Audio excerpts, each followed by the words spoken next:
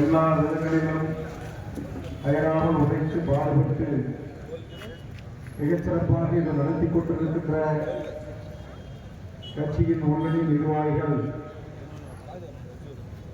அருமை சகோதரர் நெப்போலியன் பிரபா ஏற்கனவே பழைய இணைப்பு விழாக்களை மிகச்சிறப்பாக ஒழுங்கு செய்து எழுந்திருக்கின்ற அருமை தம்பி CPS கார்த்திக், அவரை தொடர்ந்து அருமை சகோதரர் மன்சூர் அலிகான், அவரை தொடர்ந்து ஓசூர் மாநகரத்தில் இன்னொரு கார்த்திக், அவரை தொடர்ந்து தற்போது அருமை தம்பி கார்த்திக் சீனிவாசன். முதல்ல ஒரு கார்த்திக், இரண்டாவது ஒரு கார்த்திக், மூன்றாவது ஒரு கார்த்திக். 3 கார்த்திகளும் ஒன்று சேர்ந்தால் மாநகரத்தில் 45 வார்டுகளும் அமலாக்க முடியும் என்ற மகத்தான நம்பிக்கை நமக்கு வந்திருக்கிறது. அந்த வகையில் ஒசூரில் ஏற்கனவே பணியாற்றிய மூத்தவர்கள் காவேரி உள்ளிட்ட அன்பை சகோதரர்கள் நம்முடைய மாரிமுத்து, நம்முடைய மல்லிகா அர்ஜுன், செந்தில், கோவிந்தராஜ், மாதகன், ராஜா, சங்கர், சாமசுத்திரம் கார்த்திக் மற்றும் முன்னாள் நம்முடைய நிர்வாகிகள் அருமை சகோதரர் சலி, ரமேஷ், நம்முடைய ராகவன், சந்துரு, மாஸ், குமார் உள்ளிட்ட நிர்வாகிகளுக்கும் ஒருங்கிணைந்த கிருஷ்ணகிரி மாவட்டத்துடைய பல்வேறு நிர்வாகிகளாக இருந்து பணி செய்த மருத்துவர் சரவணன், தம்பி சக்தி மற்றும் மகளிரின் பொறுப்பாளர் வழக்கறிஞர் கல்பனா, செல்வி, சுந்தர், விஸ்வநாதன், ஜெயராஜ், பாலகான், மூவரன், பாலாஜி, பாட்சா, ஆறுமுகம், நாகராஜ், செல்வம், சூர்யா, முருகன், சீனிவாசன், திருப்பதி, ஜான், திருமூர்த்தி. இந்த நிகழ்ச்சியின் கதாநாயகன் மீண்டும் ஒரு முறை தொழிற்சங்கவாதி, மிகச்சிறந்த தமிழ் தேசிய பற்றாளன் அருமை சகோதரன் கார்த்திக் சீனிவாசன் அவர்கள் தலைமையில் அருமை தம்பி பிரகாஷ், விஜய பாஸ்கர், சுப்பிரமணியம், மூர்த்தி, குமரன், தனசேகரன், பவுன்ராஜ், சோபன்பால், யுவராஜ், பிரேம், கோபால் உள்ளிட்ட நிர்வாகிகளையும் என்னோடு வருகின்ற கட்சியினுடைய முன்னணி நிர்வாகிகள் அருமை தம்பி மோகன்ராஜ், செல்வம், எடப்பாடி செல்வம், அருமை தம்பி மாநில இளைஞர் பிரபமூர்த்தி, அருமை தம்பி சேலம் பாஸ்கர், அருமை தம்பி அழகாபுரம் மண்டம், அருமை தம்பி அமிர்தாஜ், அருமை தம்பி திருநாவுக்கரசு, அருமை தம்பி நீலமோகன், அருமை தம்பி அன்புராஜ், தமிழரசன், கோவிந்தராஜன், சிவபரசன், நிரஞ்சன் பிரபு மற்றும் சுந்தரம், சுதாகரன், ராகுல், அழகரசன், ரமேஷ். எல்லாவற்றிற்கும் மேலாக நான் பேசுவதற்கு முன்பாக அருமை தம்பி கண்ணன் தொடங்கி அழகரசன் வரையிலும் அதுபோன்று என்னோடு வருகிறது உரையாற்றிய அருமை தம்பி ஸ்ரீபெரும்புதூர் நாடாளுமன்ற வேட்பாளராகவும் திருவள்ளூர் ஒருங்கிணைந்த மாவட்டத்தின் ஆளுமையாகவும் திகழ்ந்த நம் இளைய தலைமுறையின் வளர்ந்து வரும் தொழிலதிபர் மகேந்திரன் அவர்களும் ஏற்கனவே ஒரு மிகப்பெரிய படைப்பாளியாகவும் தற்போது வெளிவந்து தமிழ்நாடு முழுவதும் பாடம் இரண்டு வெளிவந்து ஓடிக்கொண்டிருக்கிற விடுதலையின் இணை இயக்குநரும் திரைப்படத்துறையின் கணக்கென்று ஒரு அன்பை பெற்றவருமான என் அன்புக்குரிய ஜெகதீஷ் பாண்டியன் அவர்களையும் இங்க பேச தெரியாது அப்படின்னு சொல்லிட்டு எல்லாருடைய கைத்தட்டிலையும் வாங்கி அமைதியா உட்கார்ந்திருக்கிற மன்சூர் உள்ளிட்ட இப்ப 3 கார்த்திகளை ஒரு கார்த்திக்கு பேச தயாராயிட்டாரு. இன்னொரு கார்த்திக்கு CPS கார்த்திகை பேச சொன்னா அப்புறம் பேசுறாரு, இன்னொரு கார்த்திகை அப்புறம் பேசுறாரு. இங்க பல முன்னணி நிர்வாகிகள் எழுத போறாங்க, அங்க அமைதியா நின்றுட்டு இருக்கிறாங்க. இவங்க மூத்தவர்கள் இளைஞர்களை மேடைகள் அமர வைத்து அழகு பார்த்து நின்று கொண்டிருக்கிற உங்கள் கால்களுக்கு என் அன்பு மொத்தங்கள். காரணம் பெரிய திட்டம் வரும், அது நம்ம கட்சியில் இல்லை. இங்கே கூட்டத்தை ஒருங்கிணைந்த கிருஷ்ணகிரி மாவட்டத்தை இப்போது உட்கட்சி அமைப்பு பணிகள் நடைபெறுகின்ற காரணத்தினால் எந்த பொறுப்பும் ஏற்றுக்கொள்ளாமல் நான் சொல்கின்ற பணியை சிறமேற்கொண்டு மிகச்சிறப்பாக எல்லாரையும் அரவணைத்து ஒழுங்கு செய்து இந்த கூட்டத்துக்கு தேதியை கேட்டு தம்பி கார்த்திக் அவர்களை இணைப்பு விழாவிற்கு மிகச்சிறப்பாக இதை ஒழுங்கு செய்த நெப்போலியன் கீழே இருக்கிறார். பிரபாகரன் இந்த கூட்டத்திற்காக உழைத்த நல்ல உள்ளங்களின் பெயரை ஏற்கிறார்கள் என்றால் என் பெயர் முதற்கொண்டு யார் பெயரும் சொல்ல வேண்டாம் என்று சொல்லுகிறார். தங்கம் சேலத்திலிருந்து என்னை பார்க்க வந்தவர் இன்னொரு பெரும் இயக்கத்தில் 8% வாக்குகளை பெற்ற ஒரு கட்சியில் மாநகர மாவட்ட செயலாளராக இருந்தவர் எனது தாய்மார்களுக்காக வண்டியிலிருந்து இருக்கையை எடுத்து அவர் கைகளாகவே பெண்களுக்கு அமர்வதற்கும் இளைய தலைமுறை அமர்வதற்கும் இருக்கைகள் போடுகிறார். இதுதான் அன்பால் கூடிய கூட்டத்தின் தலைமை பண்புகள். இதுதான் இந்த கட்சி வளர்ச்சி நோக்கி பயணிக்கும் என்பதற்கு எடுத்துக்காட்டு. இங்கே கூட மேடையில் கார்த்திகேயன் சொன்னேன், உன்னோடு இணைகின்ற தம்பிகளை மேடையில் அமர வையுங்கள், என்னோடு வருகின்ற ஒரு சிலரோடு மட்டும் வேலை நிறைவுபடுத்தும் என்று சொன்னேன். இல்லைன்னா தம்பிங்க யாரும் கோச்சிக்க மாட்டாங்க, நீங்க முக்கியமான கூட்டு மேல உட்கார வைங்க அப்படின்னா.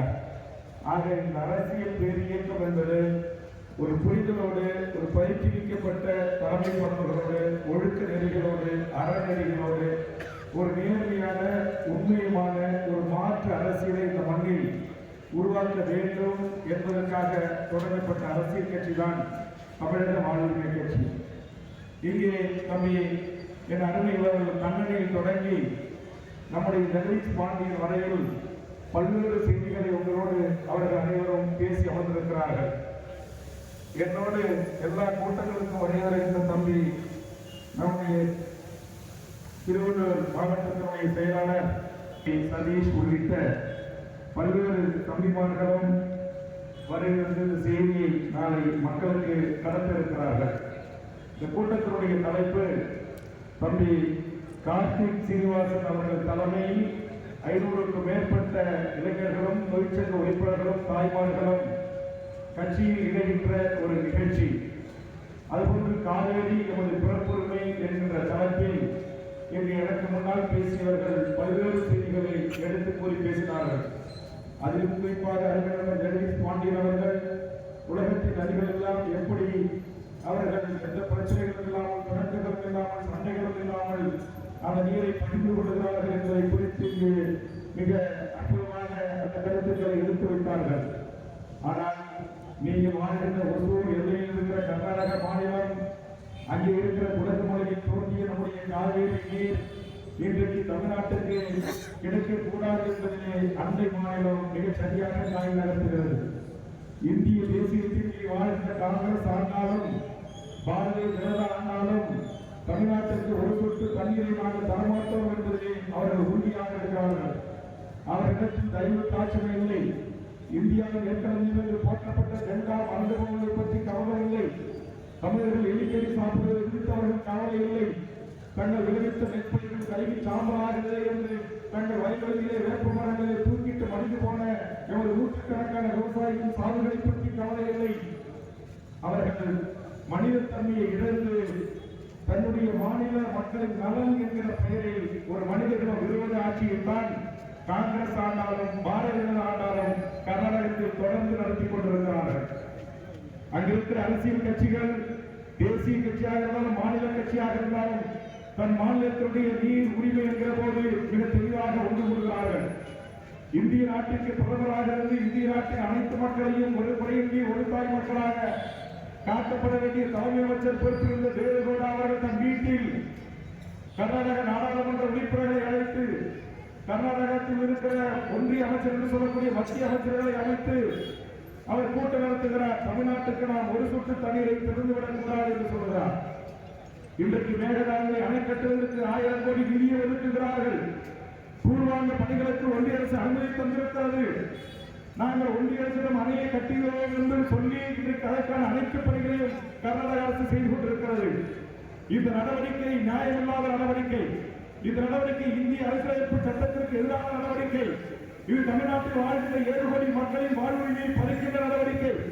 25 லட்சம் ஹெக்டேர் நிலமாக இருந்த விவசாய நிலம் இன்றைக்கு வெறும் 7-8 லட்சம் நிலமாக சுருங்கி இருக்கிறது. தஞ்சை பூமி இன்றைக்கு தஞ்சை, திருவாரூர், நாகை போன்ற டெல்டா மாவட்டங்களும் இன்றைக்கு அதை ஒட்டி இருக்கிற டெல்டா மாவட்டங்கள் என்று சொல்லப்படுகிற திருச்சி, கடலூர் ஒரு பகுதி, பெரம்பலூர், அரியலூர், புதுக்கோட்டை போன்ற மாவட்டங்கள் இன்றைக்கு முற்றுமுழுமாக வறண்ட பாலைவனமாக தமிழ்நாட்டில் இருக்கிற காங்கிரஸ் பேரியக்கமோ, தமிழ்நாட்டில் இருக்கிற பாரதிய ஜனதா அரசோ, கர்நாடகத்தில் ஆண்டு கொண்டிருக்கிற தேசிய கட்சிகள் செய்கிற அடாவடிகளை அட்டுழியங்களை குறித்து கிஞ்சித்தும் அவர்கள் பேச மாட்டார்கள்.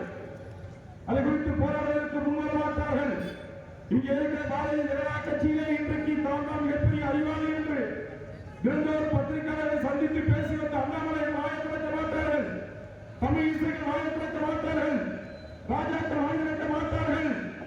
புதிதாக பொறுப்பேற்றிருக்கிற திராவிட இயக்க பாரம்பரியத்திலிருந்து வந்த அருமை சகோதரன் பச்சை தமிழ் நைவேந்திர நாகேந்திரன் வாயை திறப்பார்களா என்பதை இனிமேல் தான் நாம் பார்க்க வேண்டும்.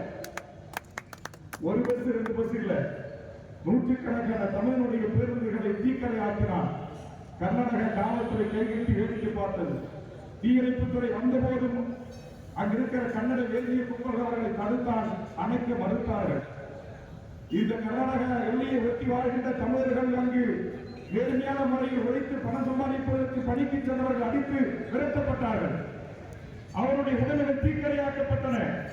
பல காலகட்டங்களில் நடந்த கலவரங்களில் தமிழர்கள் வெட்டி காய்கறிகளை தூக்கி வீசப்பட்டார்கள். இன்றும் அந்த அநியாயங்கள் நடந்து கொண்டிருக்கிறது. இதுக்கு நீங்கள் ஒரு சரியான தீர்வு எட்டப்படவில்லை என்று சொன்னால், இந்தியா என்கிற நாட்டில் கர்நாடகம், தமிழ்நாடு என்கிற மாநிலம் தத்தமது தேசிய இன மக்களின் உரிமைகளை பாதுகாப்பதற்கு ஜனநாயக மாண்போடு பரஸ்பரம் ஒத்துழைப்போடு காவேரி மேலாண்மை வாரியத்தின் ஒன்றிய தலைமை அமைச்சரையும் ஒன்றிய நீர்ப்பாசனத்துறை அமைச்சரையும் சந்தித்து முறையீட்டு மலர்களை அனைத்து கட்சி நாடாளுமன்ற உறுப்பினர்கள், அனைத்து கட்சி சட்டமன்ற கட்சி தலைவர்கள், அனைத்து அரசியல் கட்சி தலைவர்கள் என்று டெல்லிக்கு சென்று மனு அளித்து பார்த்தோம். பிரயோஜனம் இல்லை. ஆனால் அதனுடைய பாதிப்புகளை கர்நாடகா விரைவில் உணர தொடங்கும். இன்னைக்கு கர்நாடக அரசு நினைக்கிறார், கன்னட வேதிய கும்பல் நினைக்கிறார், வீரப்பன் மாதிரியான ஆட்கள் இல்ல. இங்கே இளைஞர்கள் இன எழுச்சியோடு, மான எழுச்சியோடு, தன்மான உணர்ச்சியோடு தமிழீழ விடுதலைக்காக எந்த தியாகத்தில் செய்யக்கூடிய இளைய தலைமுறை வேலுப்பிள்ளை பிரபாகர் என்கிற மாவீரன் இருந்தால் அவரால் தமிழ் சமூகம் உணர்ச்சி பெற்று வாழ்ந்தது. இனி இந்த சமூகங்கள் சாதியாய், மதமாய், கட்சியாய் பிரிந்து கிடப்பான், நம்மை எவன் கேட்டுவிட முடியும் என்று எக்காலம் விட்டுக் கொண்டு கொட்டமளிக்கிறார். அதனுடைய விளைவுதான் அந்த மாநிலத்துடைய முதலமைச்சர் சிவகுமார் அவர்கள் சொல்லுகிறார், தமிழ்நாடு ஒரு காலத்தில் நீங்கள் ஒன்றும் செய்துவிட முடியாது, நாங்கள் வேகத்தாட்டின் குறுக்கே அணையை கட்டியே தீர்வோம் என்கிறார். ஏற்கனவே நீங்கள் கட்டிய அணையை தகர்த்தான தமிழ்நாட்டின் ஆட்சியின் உரிமையை காப்போம் என்று அறிவித்திருந்தால் எங்கள் முந்திரி காட்டு மாநிலத்தில் அவருடைய சீரர்கள் இன்னும் இந்த மண்ணில் உயிரோடு இருக்கிறார்கள். அவருடைய அரசியல் ஆசால் போல கல்வியில் பயிற்றுவத்தை பாடத்தை படித்தவர்கள் இந்த மண்ணில் உயிரோடு இருக்கிறார்கள். எங்கள் வீரப்படவு சந்தன காடுகளிலே உணாவிய வீரர்கள் இன்னமும் இருக்கிறார்கள். எங்கள் தமிழீழ தேசிய தலைவரின் விடுதலை போராட்டம், ஆயுத போராட்டம் மௌனிக்கப்பட்டிருக்கிறான். அந்த மகத்தான தலைவரிடம் பாடம் பெற்று பயிற்சி பெற்ற ஆயிரம் போராளிகள் இன்னும் உயிரோடு இருக்கிறார்கள். அளவுக்கு மீறி நரேந்திர மோடியோ, அமித்ஷா கும்பல்களோ, நீங்கள் அடக்க நினைத்தால், ஒடுக்க நினைத்தால், அடிமையாக்க நினைத்தால் அடிமை உறவுகளை உடைத்து எறிந்து நீதிக்கு வந்து போராடுவோம். பக்கத்து பாடலாம் நினைச்சுக்கிறான், இதெல்லாம் இல்ல, இவர்களாம் நீதியுமா போராட முடியுமா அப்படின்னு. இன்னைக்கு மோடி, அமித்ஷா காஷ்மீர்ல கை வச்சான். அதுக்கு முன்னாடி பாபர் மசீத கை வச்சான். அதுக்கு பிறகு சிஏ கொண்டு வந்தான், என்ஆர் கொண்டு வந்தான், என்பி கொண்டு வந்தான். இன்னைக்கு வகுப்பு திருத்த சட்டம் 1995 நம்முடைய வழக்கறிஞர் சொல்வது போல் இன்றைக்கு அதை திருத்துகிறான். எனவே இந்திய இஸ்லாமியர்கள் இந்த சுதந்திர விடுதலைக்காக அள்ளி கொடுத்திருக்கிறார்கள். தங்கள் சொத்துக்களை தானமாக தந்திருக்கிறார்கள். அப்படி தானமாக தந்த அண்ணா பல்லாயிரக்கணக்கான லட்சக்கணக்கான நிலங்களை எல்லாம் அரசு நினைத்து ஆவணம் கேட்கின்ற போது அந்த ஆவணத்திற்கு தனி சட்டங்களை உருவாக்கி இவர்களிடம் அதை கைப்பற்றுவதற்கு தவறை ஆக்கிக் கொள்வதற்கு சட்டங்களை கொண்டு வந்து அதிக மக்கள் மீது திணித்து இந்திய நாடாளுமன்றத்தில் கூச்சல் குழப்பம் விளையும் போது கிருட்டுத்தனமாக, பேட்டித்தனமாக, பின்வாசத்தனமாக இயற்றிய சட்டம் தான் வகுப்பாரிய திருத்த சட்டம், மோடி கொண்டு வந்த சட்டம். நாம் எப்படி வேண்டுமானாலும் இஸ்லாமியர்களை மாற்றலாம், மதைக்கலாம், அடிமை ஆக்கலாம் என்று 1000 பயணி பாப்பாக்கள் அமைதியாக இருந்து அமர்ந்து கொண்டிருக்கிறார்கள். தமிழ்நாடு முழுவதும் இருக்கிறார்கள், இந்திய முழுவதும் இருக்கிறார்கள். எந்த ஒரு சமூகத்தையும், எந்த ஒரு தமிழ் சமூகமாக இருந்தாலும், இந்திய சமூகமாக இருந்தாலும், இஸ்லாமிய சமூகமாக இருந்தாலும், கிறிஸ்துவ சமூகமாக இருந்தாலும், எந்த ஒரு சமூகத்தையும் ஆளுகின்ற அரச பயங்கரவாதம் தொடர்ந்து அடக்கி ஒடுக்கி தன் கட்டுக்குள் வைத்துக் கொள்ள வேண்டும் என்பதற்காக அதிபயங்கர சட்டங்களை கொண்டு வந்து ராணுவம் இருக்கிறது, காவல்துறை இருக்கிறது, நீதி இருக்கிறது, தேர்தல் ஆணையம் உங்கள் கையில் இருக்கிறது என்பதற்காக அடாவடி சட்டங்களை கொண்டு வந்த அடிமையாக நினைத்தால் அடிமை விளைவுகளை உடைத்து எறிவான் இந்தியா இஸ்லாமியர்கள். எங்கள் சாதிகள் பிடிக்கப்பட்டன, எங்கள் வழிபாட்டு தலங்கள் இடிக்கப்பட்டன, எங்கள் மசூதிகள் இடிக்கப்பட்டன, எங்கள் நல்லூர் முருகன் கோவில் இடிக்கப்பட்டன, எங்கள் செஞ்சோலைகள் இடிக்கப்பட்டன, எங்கள் யாரின் நூலகம் இடிக்கப்பட்டன, காணி உரிமை பறிக்கப்பட்டன, கல்வி உரிமை பறிக்கப்பட்டன. அப்படி பறித்ததோட விளைவுதான் பாராது வந்த மாமணியாக பல்லாயிரக்கணக்கான போராளிகளை அணிதிரட்டி சிங்கள பௌத்த பேரிடர் அரசை முன்னால் பிரதிபலிக்க ஓடவிட்ட மகத்தான தலைவன் வேலுப்பிள்ளை தலைவன் பக்கத்து 10 மைல் தூரத்தில் எப்படி ஆதிக்க தலைவரித்து ஆடியதோ, அரச பயங்கரவாதம் தலைவரித்து ஆடியதோ, இலங்கை தீவில் வீர மண்ணில் சிறுபான்மையாக இருந்த தமிழர்கள் அடக்குமுறைக்கு உள்ளானார்களோ, அதுபோன்று இந்தியாவில் சிறுபான்மையாக இருக்கிற 20 கோடி இஸ்லாமியர்களை, 13 கோடி கிறிஸ்தவர்களை, 100 கோடி மக்கள் தொகை கொண்ட இந்துக்கள் என்கிற பெயரை அடக்கி ஆக்க நினைக்கின்றார். ஒன்றிய அரசை நிறைவேற்றிக் கொள். அங்கு ஒரு பிரபாகரன் தோன்றினான், இங்கு ஒரு பழனிப்பாப்பா தோன்றினான், பரிகார தொண்டர்களால் வீழ்த்தப்பட்டிருக்கிறான். இங்கு ஒரு தமிழரசன் உங்கள் கும்பலால் வீழ்த்தப்பட்டிருக்கிறான். இன்னொரு புலவர் வெளியே வருவார், தூக்கி கையில் முத்தமிட்டு திரும்பி வந்து வாழ்ந்து போயிருக்கிறான். ஆனால் ஈழத்தில் நடப்பது போல் என் இஸ்லாமிய மக்களுடைய காணிகள் எல்லா வகுப்பு திருத்த சட்டத்தில் பறிக்கப்படுகிறது. என் இஸ்லாமிய மக்கள் மத வழிபாட்டு உரிமை பறிக்கப்படுகிறது. என் கிறிஸ்துவ உறவுகளின் மத வழிபாட்டு உரிமை பறிக்கப்படுகிறது. நீங்கள் எப்படி ஈழ மண்ணில் அவர்களுக்கான கல்வி உரிமை பறிக்கப்பட்டதோ, அவருடைய வழிபாட்டு உரிமை பறிக்கப்பட்டதோ, அவர்களுக்கான சுதந்திர தமிழ் ஈழம் என்ற தேசத்தை உருவாக்கிக் கொள்வதற்கான பொது வாக்கெடுப்பு நடத்தக்கூடாது என்று அவர்கள் இரண்டாவது குடிமக்கள் என்று என் தாய்மார்கள் மாறுவதை அடுத்து சிங்கம் எழுதப்பட்டதோ, ஜனநாயக ரீதியாக போராடிய எங்கள் குட்டிமணி ஜெகன் போன்றவர்களை வெளிக்கடை சிறையில் வைத்து கண்களை தோண்டி இதுதான் நாளைக்கு தனித்தமிழ் ஈழம் என்ற அரசை நாட்டை பார்க்கின்ற கண்களா என்று சூழ்ச்சாட்சி ராணுவக்காரர்கள் நிறுத்தார்களோ, எங்கள் தாய்களின் வயிற்றில் இருந்த சிசுக்களை கட்டி கொண்டு கீழி எதிர்த்து தானே முக்கி சூழ்ச்சாட்சி காவலரால் விரித்து கொண்டீர்களோ, அப்படிப்பட்ட அடக்குமுறையிலிருந்து, ஒடுக்குமுறையிலிருந்து, ஆதிக்க அரச பயங்கரவாத ராணுவ அடக்குமுறையிலிருந்துதான் அங்கு போராளிகள் தோன்றினார்கள். ஆயுத போராட்டங்கள் தோன்றின. தமிழ்நாடு கோரிக்கை எழுந்தது. 1980களில் நான் தலைவராக ஏற்றுக்கொண்ட மாநிலமாக தமிழ்நாட்டின் அரசியல் பிரிவில் ஆயுத போராட்டத்தை முன்னெடுத்து தமிழரசரை தலைவராக ஏற்றுக்கொண்ட அந்த இயக்கம் இப்படியெல்லாம் தமிழ்நாட்டில் நடக்கும். காலையில தண்ணி வர மாட்டான், குறைக்கப்பட்ட ஓசூர்காரன் ஓட ஓட அடிப்பான், தர்மபுரிகாரன் விரட்டுவான், சேவத்துக்காரனை பேசுவான், திருவண்ணாமலைக்காரனை வெட்டுவான். அப்படி என்று தெரிந்த காரணத்தினால்தான் அன்றைய தமிழ்நாடு விடுதலை படை சொன்னது ஒன்றிய அரசு என்பது இந்தியாவில் இருக்கிற மொழியில் தேசிய மக்களையும் தேசிய மக்களின் ஒரு திறந்தவெளி சிறைச்சாலையாக இந்திய அரசு கருதுகிறது என்று சொன்னார். அதற்காகத்தான் அவன் தனி தமிழ்நாடு கேட்டான், பேரறிஞர் அண்ணா கேட்டார், 1938 தந்தை பெரியார் கேட்டார், தமிழ்நாடு தனிநாடாக வேண்டும் என்று சொன்னார். அதற்கு பிறகு அந்த அரசியல் இயக்கம் நடத்திய பேரறிஞர் அண்ணா சொன்னார், அதைத்தான் திராவிட நாடுகளை சுடுறாங்க என்று சொன்னார். எங்கள் முன்னேற்ற ஏகலாக இருந்த அரசியல் தலைவர்களும் இயக்க தலைவர்களும் தமிழ்நாடு கேட்ட ஆயுத போராளிகளும் எதற்காக தமிழ்நாடு கோரிக்கை 1938 தந்தை பெரியார் முன்வைத்தார்களோ, எத்தனைகளில் முன்னிலை காட்டி தமிழரசு போன்ற கலைஞர்கள் முன்வைத்தார்களோ, அத்தனை காரணங்களும் இன்னும் அடுக்கடுக்காக அப்படியே இருக்கிறது. அண்ணா நாடாளுமன்றத்தில் சொன்னார், தமிழக சட்டமன்றத்தில் சொன்னார், திராவிட நாட்டின் கோரிக்கை அப்படியே இருக்கிறது. பாகிஸ்தான், சீனா என்கிற அண்டை நாடுகள் இந்தியாவை தவறாக்கிக் கொள்ள முயற்சிக்கிற இந்த தருணத்தில் நாங்கள் தற்காலிகமாக திராவிட நாடு என்ற கோரிக்கை கைவிடுகிறோம். அதற்கான நியாயமான காரணங்கள் இப்போதும் அப்பொழுதும் இருக்கிறது என்று சொன்னார். இன்றைக்கு நான் சொல்லி 50 ஆண்டுகள் கடந்தும் தமிழர்களுக்கான அத்தனை காரணங்களும் அப்படியே இருக்கிறது என்பதை எனது ஒன்றிய அரசு புரிந்து கொள்ள வேண்டும். கச்சத்தீவுக்கு மீன்பிடிக்க உரிமை இல்லை. ஈழத்தில் மக்கள் கொண்டு பிடிக்கும்போது தடுப்பதற்கு யோக்கியதை இல்லை. இனப்படுகொலை நடந்தபோது சர்வதேச நீதி விசாரணை கோருவதற்கு யோக்கியதை இல்லை. ஒரு பெற்றுக்கூடாத இடத்தில் ஒரு பொதுவாக்கெடுப்பு நடத்தி என் ஈழ உறவரை தனித்தேசிய தமிழக அரசு உருவாக்கி தருவதற்கு யோக்கியதை இல்லை. நாங்கள் பிழைக்கப் போறவர்கள் அல்ல. எல்லாராக பாய்மொழி கொண்டாட வந்தீராக இலங்கையை கட்டி ஆண்டவர் என் முன்னத்தியர்கள் என் முன்னோர்கள் என் தொப்புள்கூடிய வந்த உறவர்கள் என்பதை இந்திய அரசு ஏற்க மறுக்கிறார்.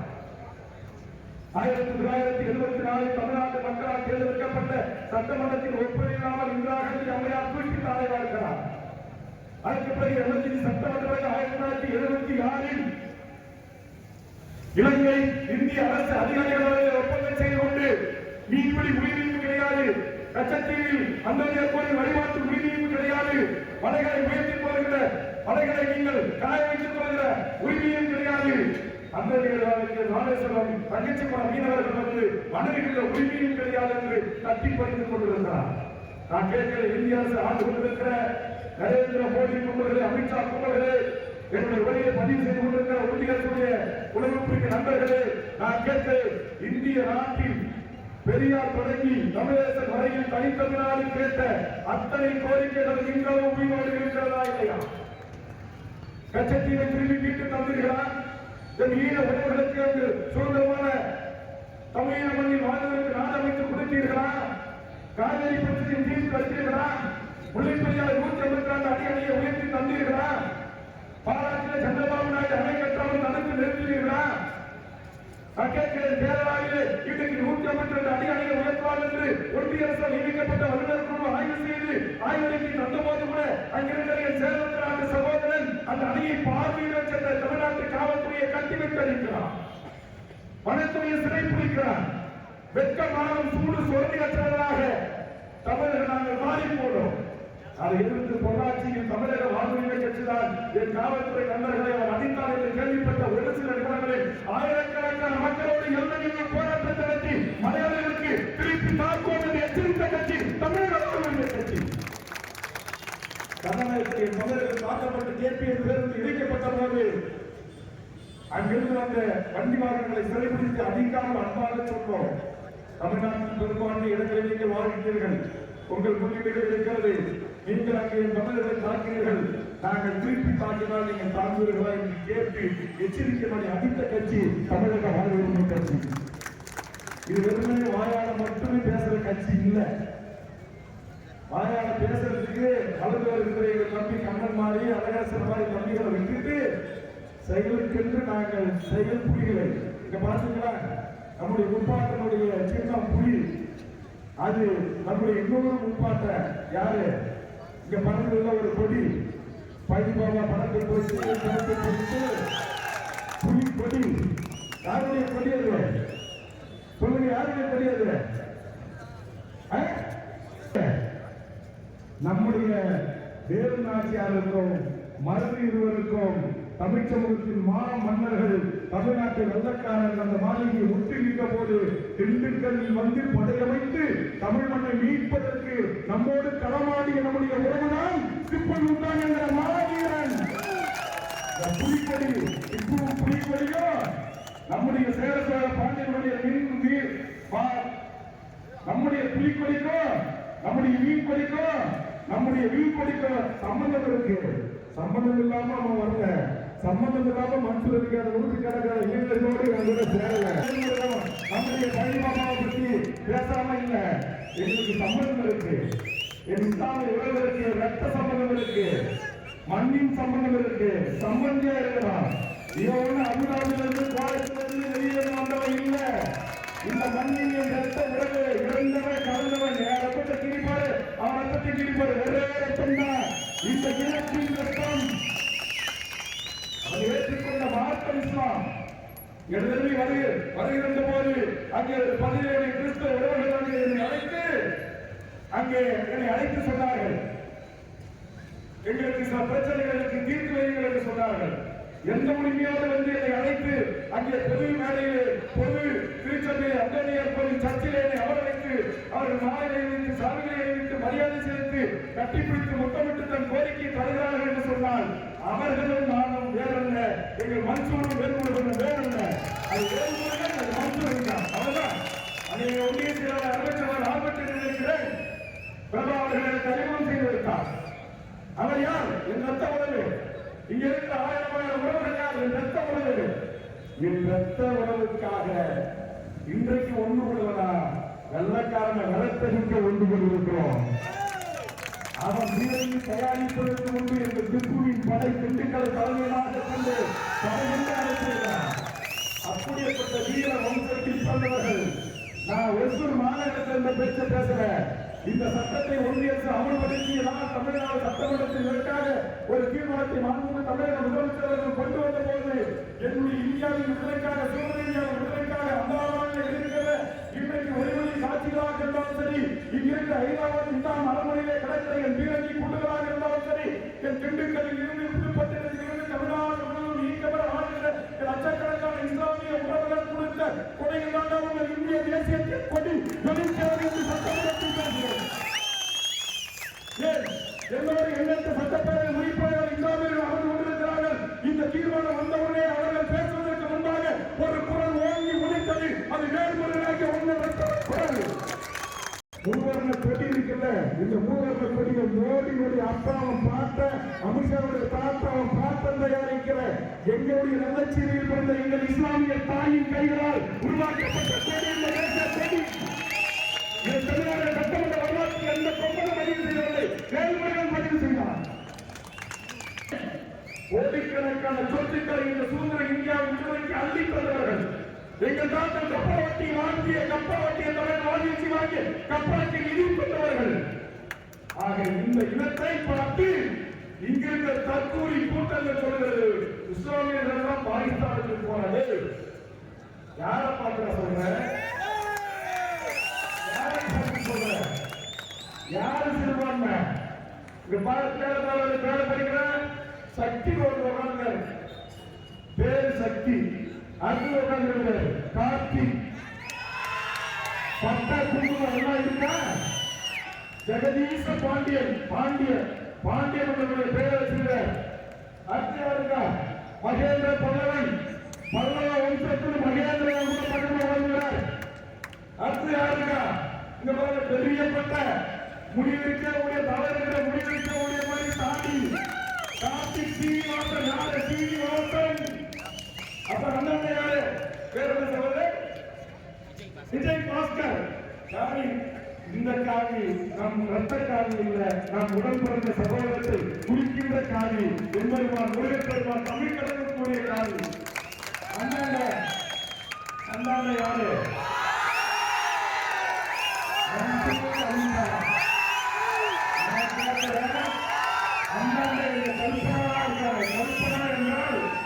அது பெண்களுக்கு ஒரு குறியீடு.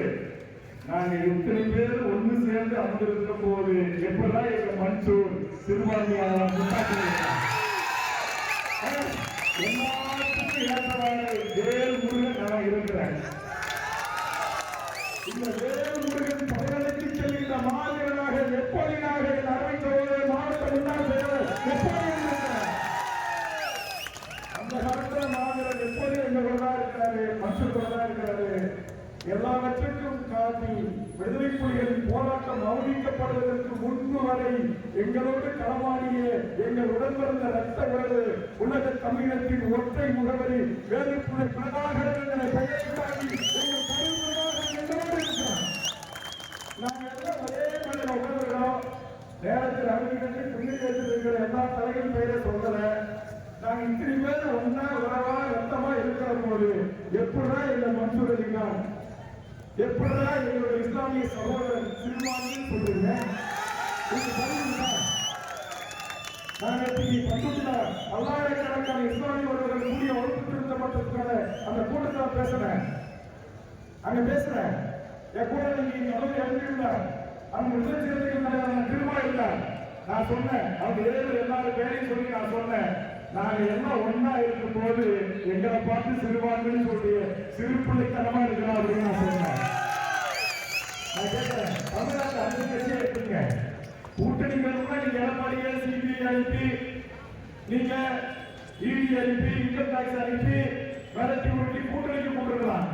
எடப்பாடி ஒரு காலத்தில் என் தமிழ்நாட்டு இஸ்லாமியர்களுக்கு எதிராக அவருடைய உள்ளார்ந்த உள்ளம், தமிழ் உள்ளம், தமிழ் ரத்தம் மாற்றுத்தரப்போடு சிந்தித்தார். எழுதி வைத்துக் கொள்ளுங்கள். அவர் நடத்தலாம். ராமதாசன் ஒத்துப்பார, அவங்க சிறுபான்மையில ரசிகலாம் பாகிஸ்தான் போகணும் சட்டம் கொண்டு வந்த ஒத்துப்பார.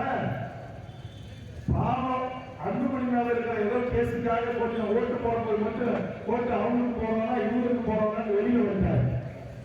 அது ஒரு அரசியல். நான் அரசியலுக்கு போகல.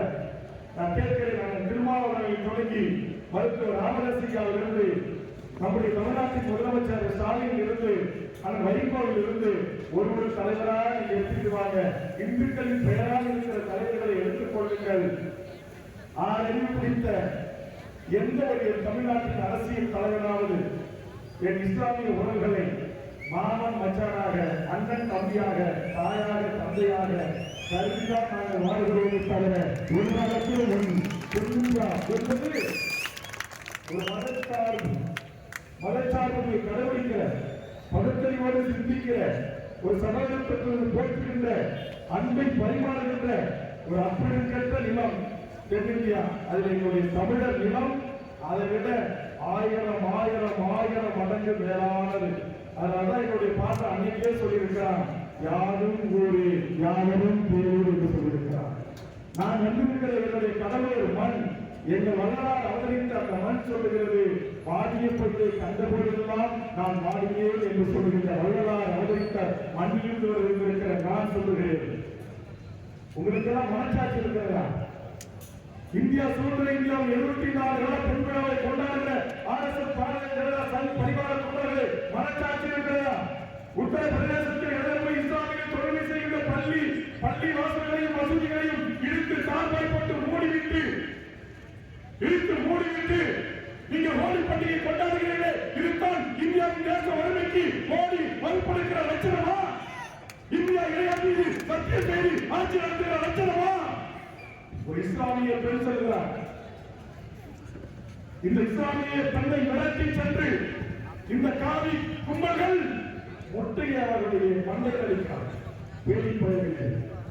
பேடிப்பயர்களே தமிழ்நாட்டில் இருக்கிற எதற்கு இஸ்லாமிய சகோதரிகளை ஏதோ ஒரு பள்ளியில் கர்நாடகத்தில் அவர்கள் பந்தா அழைத்து சென்ற போது கைக்கு எரியுங்கள் என்று சொன்ன போது ஒரு இஸ்லாமிய உறவு சல்லா நபிகள் நாயகத்தினுடைய தூதுவராக ஏற்றுக்கொண்டு அல்லாஹ்வை 5 நாள் கொள்கின்ற அந்த ஒரு இஸ்லாமிய சகோதரி ஒற்ற மான தமிழ்ச்சியாக அவர் கேள்வி எழுப்பினார். ஒரே ஒரு பெண் எதிர்த்து கேள்வி கேட்டார், இது என் உரிமை, இது என் உடல், இது கைவிக்கு அயோக்கிய ஒரு கிழமை அதிகாரம் கொடுத்தார் என்று கர்நாடகத்தில் உங்க பாச்சா பறிச்சுது. அங்கேயும் எழுச்சி வந்தது, பின்வாங்க. தமிழ்நாட்டில் முடிச்சுச்சா? இங்க இருக்கிற தமிழ்நாட்டில் இருக்கிற எந்த ஒரு சங்கீமாவது, எந்த ஒரு RSS பஞ்சரித்தல் கும்பல் என் தமிழ்நாட்டு இஸ்லாமுடைய பெண்கள் பரவாமல் கைவிட்டால் அவன் கை இருக்குமா? அது கைவார தம்பிகள் செய்ய வேண்டாம், பிரபாகரன் தம்பிகள் செய்வார்கள், தமிழகத்தின் தம்பிகள் செய்வார்கள், அம்பேத்கரின் பேர பிள்ளைகள் செய்வார்கள், பெரியாரின் பேரன் செய்வார்கள். இதுதான் சமத்துவ மண், இதுதான் சமூக நீதி மண், இதுதான் சமநீதி மண். அந்த தன்மை அவர் ஏற்றுக்கொண்ட மார்க்கம் இஸ்லாம் அந்த கீழலுக்கு இருக்கிறது. இஸ்லாமியர்களையும் கிறிஸ்தவர்களையும் நாட்டை விட்டு விரட்டுவது என்பது, பாங்கோடு அனுமதிக்க மறுப்பது, மறுப்பு திருத்த சட்டத்தின் மூலமாக கோடிக்கணக்கான இஸ்லாமிய சொத்துக்களை எடுத்துக் கொள்வது, பெண்களுக்கு உரிமை தருவோம் என்று பலருக்கு நீங்கள் சட்டங்களை கொண்டு வருவது, நான் கேட்கிற இதுவா ஜனநாயகம்? இதுவா மாண்பு? இதுவா இந்தியா இறையாண்மையோட நாடு? இதுவா இந்தியா அனைத்து மக்களையும் உள்ளடக்கிய உலகத்தின் மிகப்பெரிய ஜனநாயக நாடு? அனைத்து மக்களையும் வழிவழி சிறுபான்மை மக்கள் என்று அனைவருக்குரிய ஜனநாயக நாடுகளோடு நடத்தப்படக்கூடிய நாடாயுது என்று இன்றைக்கு உலக நாடுகள் காரித்துப்பா இல்லையா? போய் சிவபெருமானோட போய் அந்த மன்னரை கட்டி பிடிச்சி அந்த காளி கோயிலை கட்டி கொடுத்து குற்றப்படும் போது கட்டமா என்ன அப்ப நான் அவனுக்கு பெற்ற அவனுக்கு இருக்கிறேன், அவனுடைய ஆயுப்பணம் அவனுக்கு இருக்கிறான், அவன் பாலைவனத்துல தோட்டுகிற வெயில்ல அவன் சம்பாதிச்சு அவனுக்கு நீங்க மலேசியா இஸ்லாமிய நாடு போய் பாருங்க. தமிழ்நாட்டை விட என் தமிழ் கடலின் பயிரி முருகனையும் திருத்தணி முருகனையும் 170 நதி கட்டிருக்கான் மலையில. யாரும் போன பெரிய பணியாளர் இருந்தா இன்னமும் வசூலை இங்க இந்த பட்டம் போட்ட காட்டிக்கோ நாளைக்கு கூழ் ஊத்துறதுக்கு ஆட்டாவுக்கு இஸ்லாமிய குடியரசு நடத்துறாங்க 1000 கூட 2000 ரூபாய் கொடுக்குறாங்க. எங்க பாதுகாப்பு பார்த்தா இஸ்லாமிய உறவுகள் எத்தனை இடத்துல கோயில் சாமி வரும்போது கூழ் ஊத்துறாங்களே, தண்ணி கொடுக்குறான், போர் கொடுக்குறான். ஏன் தமிழுடைய பாரம்பரிய விளையாட்டு ஜல்லிக்கட்டு, அந்த ஜல்லிக்கட்டு போராட்டத்துக்கு தமிழ்நாடு முழுவதும் போராட்டம் நடந்துச்சு.